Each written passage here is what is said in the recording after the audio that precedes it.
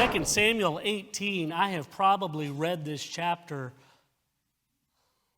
20 to 30 times over the last week. I've read it more than that over the last 2 or 3 weeks. I'm the type of reader, I don't check off at the end of this calendar year that, ta-da, I read my Bible through cover to cover. I used to think I had to do that to signify my badge of Christianity. But I found that I was racing, because I'm not a very good comprehender when I read, that I was racing through some scripture, not even understanding what I was reading, just so I could check off the box. And I just swallowed that pill and said, I know me. So I would read and reread and reread and say, God, I know something's here, please show me. And then when he does, I'm like, wow. And then I go, and then I reread it again, and just to make sure I got it, and then God shows me something else, and as is the case here in this chapter of 2 Samuel 18. Now, before we read it, let's understand where we're at in our reading. Absalom, the son of King David, has been hiding out for about 3 years now in a city called Geshur. He's hiding because he had killed Amnon. Remember that story? Amnon had a friend, and he was immoral with a half-sister, and Absalom found out, so he killed Amnon, and now he's been in exile for 3 years in the city of Geshur. He then begins to come back to home, and he starts to gain the trust of other people. He's telling them how he's gotten right with the Lord, and he's sorry for the things he's done. And the king has also given him a special pardon with certain restrictions. So Absalom has been there, and as he gains this trust from some of the people, he gets about 200 men now over this course of time where he's regained their trust, Brother Jeff. And he tells David, I'm going to go to Hebron, and I just want to worship the Lord and just get things right spiritually. I'm summarizing about 4 or 5 previous chapters, so bear with me. As he goes to Hebron, he is there burning sacrifices and burning incense to the Lord, but he's also sending out spies to discuss with other leaders in that area of the land, my dad David doesn't deserve to be king. After what he did and then what he did to me, I'm going to take the throne. I need to know if I have your backing. And now his 200 men is turning into a few thousand, a few tens of thousands. You following me? And all the while back, he's telling Dad, hey, having a time here, just worshiping the Lord, just sacrificing and going about his way. Well, now it gets told to David that he's not just worshiping David. Absalom is amassing an army, and he's coming. He wants the throne. And so in loving dad fashion, not just as a king, he gets the people to leave the courtyard, to leave the city there of Jerusalem. Because of his love for the temple and the tabernacle, he says, I don't want to get in a fight and have them tear all this down. Let's just get out. And David and about 600 men, 600 men plus his royal guard, which might be about 30 to 40 other men, they go outside of in the Kidron Valley, just on the banks of the Jordan River, and then they cross the Jordan River in hiding. David leaves some spies behind to go through Absalom's areas where he's been conspiring to find out exactly what's going on, and David is sitting here in exile, waiting. As he gets word back, he now is ready to move forward, all right? So that's where we're at when we come to 2 Samuel 18. So let's read together in verse number 1. 2 Samuel chapter 18, verse 1. And David numbered the people that were with him and set captains of thousands and captains of hundreds over him. So you see, he left with 600 men, but then others came to find him and said, we believe you're the real king. We want to help you. And so we see his army here. Verse 2, and David set forth a third part of the people under the hand of Joab, and a third part under the hand of Abishai, the son of Zeruiah, Joab's brother, and a third part under the hand of Ittai, the Gittite. And the king said unto the people, I will surely go forth with you myself also. But the people answered, thou shalt not go forth, for if we flee away, they will not care for us. Neither if half of us die will they care for us. But now that thou art worth 10,000 of us, therefore now it is better that thou succor us out of the city. So David wanted to go to battle with them. They said, no, you're what they're looking for. You stay here. We'll take care of this. Verse 4. And the king said unto them, what seemeth you best, I will do. And the king stood by the gate side, and all the people came out by hundreds and by thousands. And the king commanded Joab and Abishai and Ittai, saying, deal gently for my sake with the young man, even with Absalom. And all the people heard when the king gave all the captains charges concerning Absalom. So the people went out into the field against Israel, and the battle was in the wood of Ephraim, where the people of Israel were slain before the servants of David. And there was a great slaughter that day of 20,000 men.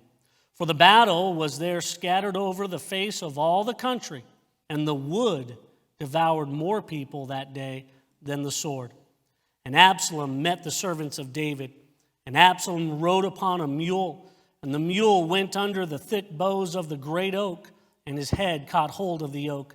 And he was taken up between heaven and earth, and the mule that was under him went away.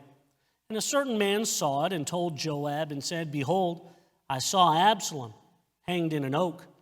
And Joab said unto the man that told him, and behold, thou sawest him, and why didst thou not smite him there to the ground? And I would have given thee 10 shekels of silver or a girdle.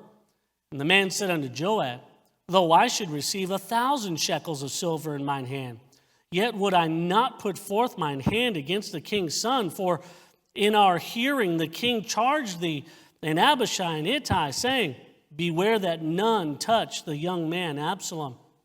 Otherwise I should have wrought falsehood against mine own life, for there is no matter hid from the king, and thou thyself would have had set thyself against me. Then said Joab, I may not tarry thus with thee. And he took 3 darts in his hand and thrust them through the heart of Absalom, while he was yet alive in the midst of the oak. And the 10 young men that bare Joab's honor compassed about and smote Absalom and slew him. And Joab blew the trumpet, and the people returned from pursuing after Israel, and Joab held back all the people. And they took Absalom and cast him into the great pit in the wood, and laid a very great heap of stones upon him, and all Israel fled one to his tent. Now Absalom in his lifetime had taken and reared up for himself a pillar, which is in the king's dale. For he said, I have no son to keep my name in remembrance, and he called the pillar after his own name, and it is called unto this day Absalom's place. Now, I can stop right there, and I could have preached a score of messages already just from what we read. I could have enjoyed, as I wrote notes down in reading and rereading this, if you go to verse number 2, I could have preached a message tonight on the 3 generals, as it's listed there, about Joab, Abishai, and Ittai. Joab and Abishai, both nephews of David. Joab, that general who just gets the job done, but you're a little leery in the way in which he does things, but he's the guy, he's the results guy, Dale, and he's the one that's going to get it done. Just don't ask him how he did it, but you want him on that wall. You need him on that wall, and he's going to do it that way. But he was loyal, yes, to a point, but loyal for one thing and one thing only. He was loyal for his country.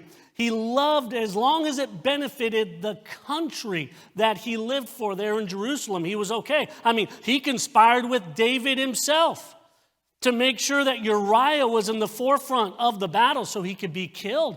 Joab understood what was going on, but it was for his love of country. We could have preached also about Abishai for the love of the crown. Abishai and his love for David as his nephew, yes, but in things that he did. As Shimei came in and cursed the king, Abishai was there saying, let me take care of him like a dead dog. It was Abishai that went forth when Ishbi-Benob, Goliath's son, came back and wanted vengeance, right? My name is Ishbi-Benob. You killed my father. Prepare to die. And I don't know if it actually went that way, but as he brought that to them and wanted, Abishai's the one. He was a giant killer and took out Ishbi-Benob. We could have preached about Ittiel, who was probably serving for the love of the cause. See, Ittai was a Gathite. He was from the land of Gath, where the giants were. And I had to think that sometime between David and Goliath and preceding Absalom, this guy said, what am I doing over here? And he got requests from the king, and they let him join the army. Not only join the army, he became a commander in the army. To me, that's Gentile. To me, that's New Testament Gentile. To me, that's outside of family. That's not a nephew of David. That is bringing them into the fold. We could have preached a message about the three generals. We could have preached a message about verse number 5. Verse number 5, where David gives instructions and tells the men to deal gently with Absalom. Those were his specific commands. Those were probably more of a fatherly command than a kingly command. But as he says we issue justice, let's do it gently. That could have been obviously a great resemblance of man's wickedness towards God and God's mercy towards man. When God sends affliction to correct his children, it is always with this charge: deal gently with them for my sake. But I don't believe God wanted me to preach a message on the three generals. I don't believe God wanted me to preach a message on deal gently. How about verse number 8? Did you catch what it said here in verse number 8, where we read and it talks about, in verse 7, it says 20,000 were slaughtered. But listen to this. Verse 8, for the battle was there scattered over the face of all the country, and the wood devoured more people that day than the sword. Of the 20,000, at least half of them died in the woods. Now, you know me, I'm not the hunter, I'm not the camper, I'm not the go out and enjoy great wildlife. I'd much rather just find a good Hampton Inn next to all that stuff that you could get a good view from the window, all right? You know that. Although I have had some, and I'll say friends, take me, let's say, coon hunting. And I was worried, Dale, as the path to get to where the coon dogs were barking was pretty quick. But the path to get back to the vehicle was a lot longer, Brother Jerry. And the guys who were leading me sure had a lot of laughs, too. I don't remember stepping in this marshy stuff where my shoes kept coming off because I wasn't wearing boots. I was wearing Nikes. And then when I finally put my shoes back on, and I was wondering, I don't remember coming down this hill as we were walking up the hill. So I'm not a camper. I'm not a hunter. But I can understand how the woods can kill a lot of people. I mean, we're not talking woods that you see on a movie scene where they're driving ATVs through there because there's a perfect path just 3.5 feet wide for them to fit it on me. They're talking woods where you blaze your trail, where maybe just running from the enemy, you're going to hit your head against an oak tree like Absalom got hung in. Maybe you think the land stops here, but you fall over 35 feet and land on something. I can see, we don't even know the mention of what wild beasts live in those woods. We're not even reading about which people who wear hockey masks and carry machetes live in those woods like I grew up with, and all those other types of people. But we know that we could preach a message on that amazing victory where the woods killed more than 10,000 people in a battle. Reminds me of another victory that took place over 200 years earlier when some men broke a pitcher, held up a light, and just shouted, "The sword of the Lord and Gideon," which reminds us that the battle is always the Lord's for a Christian. We could have preached a message on the woods. Could have preached a message on that statement in verse number 9 where it says of Absalom as he was hanging there, he was taken up between heaven and earth. Oh, the pride of Absalom was his hair. But the peril of his life was his hanging from that very same hair. Hanging between heaven and earth, unworthy of either and abandoned of both. Earth would not keep him, heaven would not take him. A public example of what we should do, of how we should not provoke the Lord. That sounds familiar to me too. God is a God of repetition. Remember when Haman wanted to publicly humiliate the Jewish people? And God says, "Is that what you want to do? You're going to get hung on your own gallows, sir." Could have preached a message on that, but I just kept coming back to verse number 19. Verse 9, there's a message I remember hearing when I was in college from Brother Lester Roloff called The Mule Walked On. But verses 19 through 23, I have a few outlines in my other Bibles I've had as I keep them. I always write down notes from the message. But I have several messages from this passage starting in verse 19. So listen now that Absalom is dead. In verse 19, then said Ahimaaz, the son of Zadok, let me now run and bear the king tidings, how that the Lord hath avenged him of his enemies. And Joab said unto him, thou shalt not bear tidings this day, but thou shalt bear tidings another day.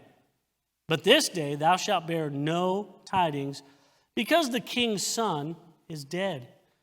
Then said Joab to Cushai, go tell the king what thou hast seen. And Cushai bowed himself unto Joab and ran. Then said Ahimaaz, the son of Zadok, yet again to Joab, but howsoever, let me, I pray, also run after Cushai. And Joab said, wherefore wilt thou run, my son, seeing that thou hast no tidings ready? But howsoever, said he, let me run. And he said unto him, run. He said it like we parents do when our kids press us, Mom, can I do this, Mom? No, it's not good for you. No, you don't want to. Fine, Mom, fine, go. It's one of those. So Joab says, all right, fine, run. Then Ahimaaz ran by the way of the plain and overran Cushai. Cushai had an early start, but Ahimaaz overtook him. And David sat between the two gates, and the watchman went up to the roof over the gate unto the wall and lifted up his eyes and looked, and behold, a man running. The watchman cried and told the king, and the king said, if he be alone, there is tidings in his mouth. If he's all by himself, he's probably bringing good news. If he's with a group of guys who look like they just got whooped, they ain't bringing good news. But if it's one person and there's no markings on him, I guarantee it's good news. Verse 26, the watchman saw another man running, and the watchman called unto the porter and said, behold, another man running alone. And the king said, he also bringeth tidings. The watchman said, methinketh the running of the foremost is the running of Ahimaaz, the son of Zadok. And the king said, he is a good man, and cometh with good tidings. And Ahimaaz called and said unto the king, all is well. And he fell down to the earth upon his face before the king and said, blessed be the Lord thy God, which hath delivered up the man that lifted up the hand against my lord the king. And the king said, is the young man Absalom safe? And Ahimaaz answered, when Joab sent the king's servant and me thy servant, I saw a great tumult, but I knew not what it was. He's saying, I don't know. Because I just wanted to run. And so he said, okay, fine, go ahead, run. So here I am.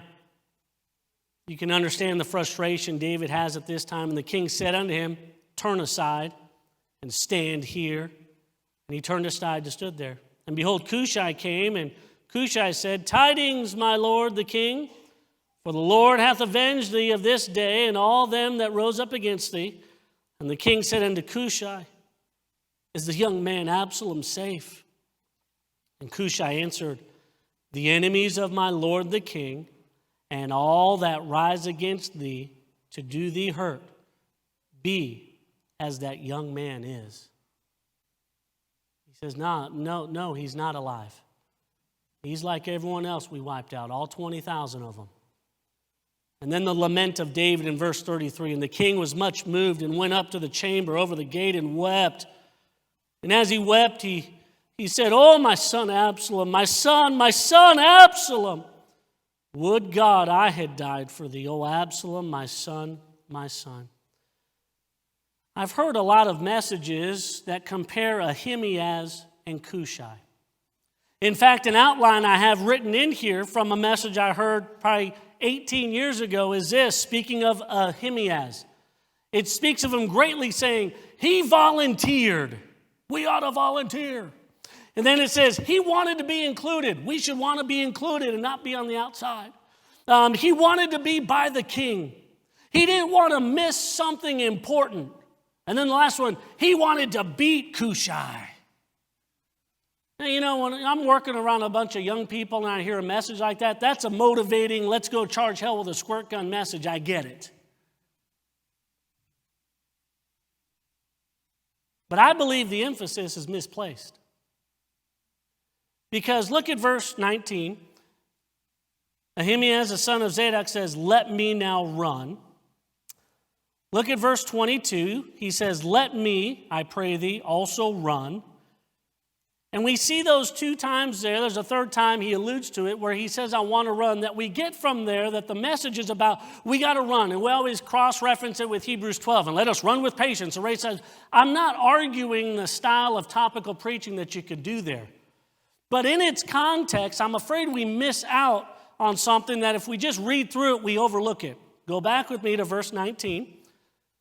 Then said Ahimaaz, the son of Zadok, let me now run and bear the king, what's the next word there, class?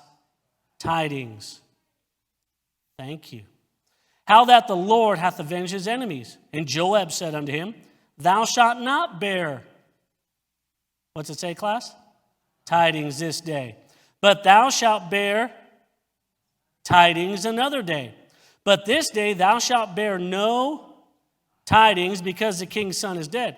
Now, verse 21, then said Joab to Cushai, go tell, all right? So that is also tidings. I want you to go give news. That's what tidings speaks of, giving news. Look at verse 23. The end of it says, and Joab said, wherefore wilt thou run, my son, seeing that thou hast no tidings? Verse 25, there is tidings. Verse 26, tidings. Verse 27, tidings. Verse 31, David asked Cushai, what are your tidings? You see, it's not as much as the race that's important as much as it is a delivery. A delivery of an important message. What good is all that running if you've got nothing to say? If you were to receive a package or order something and you had a choice of who could deliver that package, FedEx, UPS, Amazon, or the United States Postal Service. Just in your giggle tells me that I know what most of you aren't going to choose. But you're always going to get the wheels spinning and think this way. There's three factors that'll help you choose which delivery method you like. Number one, how much will it cost? Number two, what condition will it be in when it arrives? And number three, when will it get here? And based on those, you would choose which way you wanted your package delivered. And so tonight, again, that was all introduction. Here's the quick message. I want us to see the difference between the two carriers here, Ahimaaz and Cushai. And then look at our lives and ask ourselves, am I more of an Ahimaaz or am I more of a Cushai? There's only two choices tonight. Father in heaven, I pray that you would help these words that jumped off the pages and helped me to be able to help our church just as well. I know that this message has been prayed over. I know that this service has been prayed over. Your people have been so gracious to text me encouraging text messages. In our pastor's absence, still praying that God would work in the service tonight. I'm grateful for that because it shows we have a hungry people. And so, God, tonight, we want to hear from you. And I pray in these next few moments that you would take this simple thought and help us to apply it to our lives. For it's in Jesus' name we pray. Amen. So tonight, I want to see the two differences between our carriers. The differences between our two carriers, Ahimaaz and Cushai. Ahimaaz, look at verse 19. I want to say this. Ahimaaz was driven by performance. Follow me here. The Bible says in verse 19, then said Ahimaaz, the son of Zadok. Now, how many of us understand God has a reason why he puts everything in the Bible, okay? And the reason he tells us he's the son of Zadok helps us to know that Zadok was from the priestly line. And Ahimaaz was his son, so he also practiced in the priestly line. And so he was a priest. And his job was to do priestly duties. And so as a priest, that was his job. But here, he was just driven by performance. Because we see all these times, he says, let me run, let me run, let me run. And we have to understand, if we are driven by performance, listen carefully, we become competitive with our other fellow runners,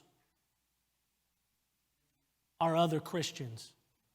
If we are driven by performance, we become competitive with our fellow Christians. And now we start questioning, why do they do it that way when I do it this way? Why do they read their Bible like that? And why do they have their devotions like that? And I have my devotions like this. Why do they do it? It's not a competition. But here, this priest, whose job was to pray for the people, to set up tabernacle, to get things, now he says, wait a minute. I want to do what he's doing. He looks like, hey, let me run. And not fully understanding all that the runners do. He just says, I want to run. He goes, yeah, but you don't have any time. He said, I just want to run. He said, fine, run. Okay, woohoo. Boom, he took off. And man, he takes off. He's so pumped. I'm running, man. I can't believe I'm running. This is great. Woohoo! Hey, oh, is that Kushai? I'm going to beat, hey, man, Kushai don't know how to run. I thought he was a runner. He's a runner. But I'm going to beat Kushai. And all of a sudden, the goal was to beat Kushai. I got to beat Kushai. And boy, he got closer and closer. Then all of a sudden, he passed Kushai. Woohoo! Yeah, he might does. Boy, maybe kicking his feet up a little bit more. He gets past Kushai, goes on. Man, I'm doing pretty good. I am somebody. I'm not just a priest. I'm a runner too. And look at all this.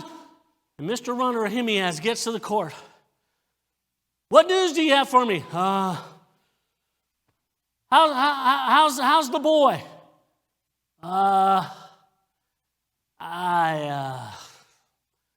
Stand over here.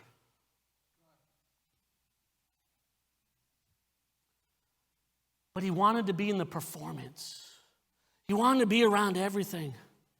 1 Corinthians 10:12, for as we dare not make ourselves of the number or compare ourselves with some other as they commend themselves, but they measuring themselves by themselves and comparing themselves among themselves are not wise. It's not wise to do that. You've been saved for 3 months and you get discouraged because you're not as dedicated as a Christian to that person who's been saved for 40 and 50 and 60 years in our church. And you go, man, I'll never be like that. You don't need to be like that.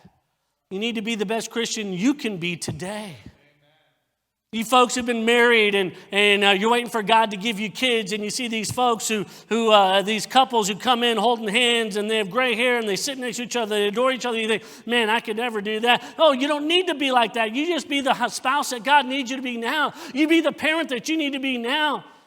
We're getting sucked up into this social media stuff of just amazing lifestyles. And boy, we wake up in the morning and boy, we just get everything ready. And there's my cup of coffee and we open the scriptures and we're just like, hey, all right, yeah.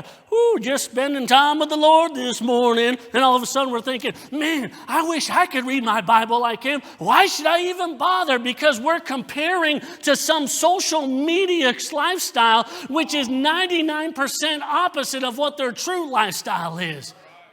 You never see someone go, well, just another Monday, here we go. Look at all this laundry I got to do. And they don't snap all the pictures of that. And they'll say, well, Donna, got to hit the grind again. And here I am sitting in traffic again. Woohoo, God's good. No, they don't do that.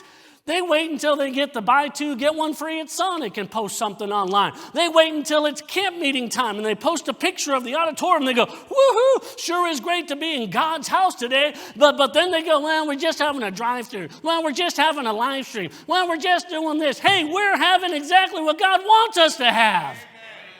But we get into this comparing. It's one of the biggest diminishers of Christian growth is comparison, living. Comparing.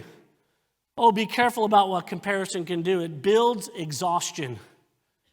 Comparing yourself with someone else. Oh, look, they got their kitchen redone. Must be nice. Now, every wife is letting their husband know about Susie's kitchen remodel. Look what she did. Yeah, that's great. Yeah, but look, where did they get the money for that? Boy, it must be nice being out. Now, all of a sudden, we're exhausted because we're living under anxiety. It's exhausting. Comparison brings anxiety, which is exhausting. We would do well to remember Psalm 139:14. I will praise thee, for I am fearfully and wonderfully made. Comparison brings chaos. I don't know about you, but I deal with enough drama on a weekly basis. Sometimes I get phone calls from pastor friends. Sometimes I get phone calls from folks who need help and want help, and then you give them help, and then they're never to be seen again. I deal with enough drama in a week's time. I don't want to add to it with things that I can prevent, like comparison.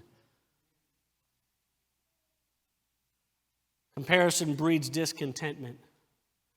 It's hard to be happy with our life when we're constantly glimpsing the shiny highlights of someone else's. Keep your eyes on your path and be content with the work the Lord is doing in you. You are blessed. 1 Timothy 6 and 7, godliness with contentment is great gain, for we brought nothing into this world, and it is certain we can carry nothing out. The performance of running is not near as important as the purpose of running. The performance of running is not near as important as the purpose of running. Nehemiah was all about the performance. All right, let me get these shoes on. Let me make sure. Look at verse 21. Cushai was driven by purpose. What was Ahimaaz asking Joab to do? Let me run, right? 3 times. Let me run, let me run, let me run. That's what his request was. Look at verse 21. Then said Joab to Cushai, go tell the king what thou hast seen. He didn't tell Cushai to run. He told Cushai the tidings. He told Cushai the message. And Cushai bowed himself and said, I'm gone. Now Cushai is from that area where Kenya and Ethiopia are. So you got to know he was ready for that run. And man, Cushai, man, those tribal people, man, they run and run and run. And he just said, all right, here I go. And I can only imagine, why wasn't he going as fast as him? Because to get there wasn't as important as the message he was carrying. He knew what he was about to tell the king. And I'm sure, Jimmy, he was rehearsing it, because you got to make sure you're meeting with not just your supervisor. You're not just meeting with the shift manager. You're not just meeting with the regional manager. I mean, we're getting ready to meet the king. He wanted, I'm sure, to rehearse and make sure he got it down right.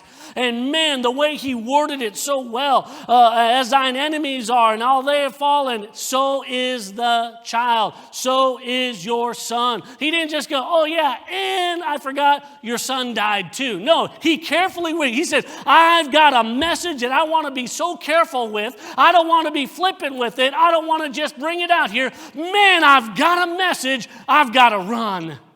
You see, we don't find people who are wanting to perform to put them in places. We find people who have a message to give, and we allow them to have spot to perform.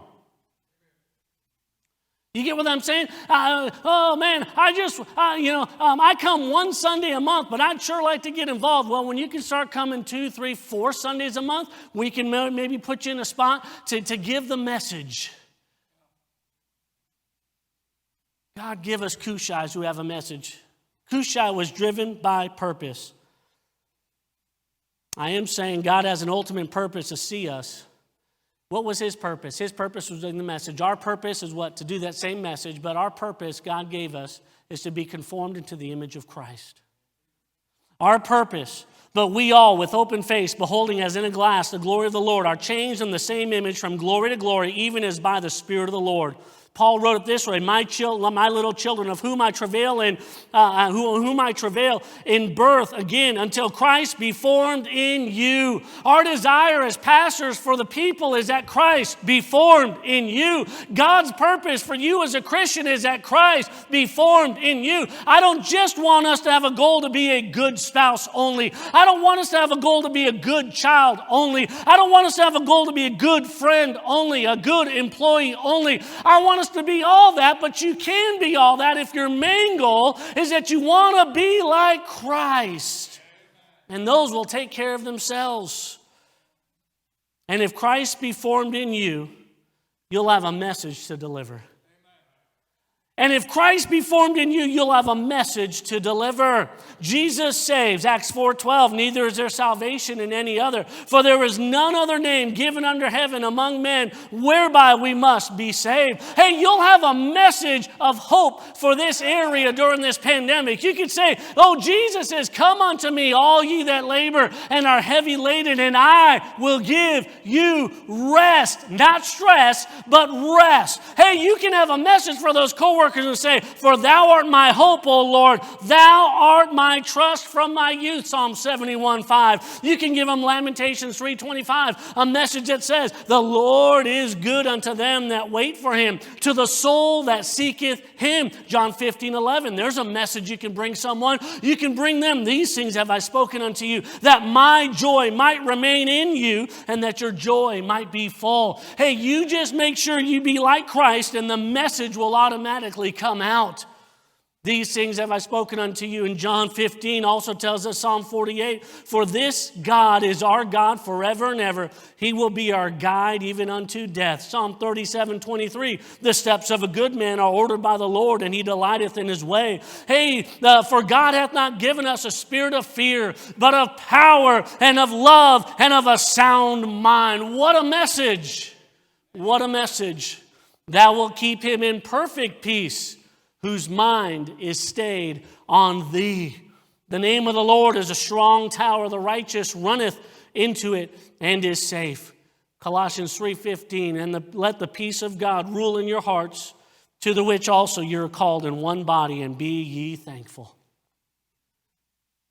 A proper respect for the fact that God chose you to give this message. He has, I want to run. Fine, just run. Woohoo, I'm out of here. But the reverence and respect Cushai had when Joab said, come here, Cushai. I want you to take tidings to the king. Cushai said, I'm going to bow down before you. What an opportunity to carry this message. And then he ran. What an opportunity that God has chosen us to carry a message of hope. If it was as easy as him just showing up in a tortilla shell, if it was as easy as him being a 900-foot image, but you know, people just think those folks are crazy. So God said, I'd like to use you folks just to carry a message for me, because I think that would come across a lot better. Every head bowed, every eye closed. Tonight, are you Ahimaaz or are you Cushai? Ahimaaz generated a lot of heat, but no light. Ahimaaz demonstrated a great deal of zeal, but to no end. Ahimaaz had a great deal of activity, but with no productivity. Cushai, hey, just as much the heat, just as much the zeal, but his activity turned into productivity. Why? Because he had a message. He had a message. Ahimaaz exemplifies external living. Cushai exemplifies an internal decision that's made to say, I want to be like Christ. Where are you tonight? Are you Ahimaaz or are you Cushai? There's another way you could look at this as these two men stand before the king. One was grateful to stand before the king. One was not. You see, the king had a question for these people that stood before him. He says, tell me about my son. Ahimaaz says, don't got anything for you there. And it's almost like the king said, depart from me, ye that work iniquity. And Cushai says, oh, I'll tell you about him. You see, one day we'll stand, and the question's going to be all about God's Son. He that hath the Son hath life. He that hath not the Son hath not life, but eternal damnation. You see, we'll stand before the king one day, and the question he's going to ask us isn't, how much running did you do? He's going to say, tell me about the Son. And then what did you do as a result of that? If you don't know that Son, that means you don't know for sure you're on your way to heaven. The Bible explicitly teaches, for God so loved the world that he gave his only begotten Son, that whosoever believeth in him should not perish, but have everlasting life. So if you've not dealt with that in your life, I want to invite you tonight to receive the Son and let God give you more than just a message, but a home in heaven as well. And for the rest of us here, the question is simple. Are you a Himeaz? External living? God bless you while we're on the property. Then when we drive off the property, dirty ricka-racka, blah, blah, blah. You kids back there, you blah, blah, I'm going to let you, blah, blah, blah. External living or internal decision?